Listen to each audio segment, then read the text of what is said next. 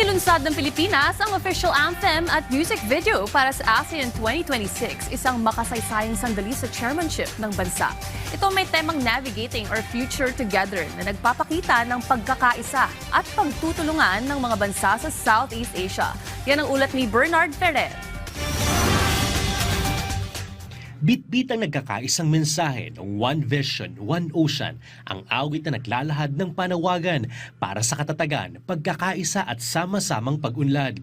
Ipinapakita ng lyrics ang mga bansa na pinagturugtong ng karagatan, sabay-sabay na hinaharap ang alon at bagyo, ginagabay ng pag-asa at iisang layunin. Tinatampok nito na ang ASEAN ay sama-samang umaangat, nagniningning at sumusulong bilang iisang komunidad.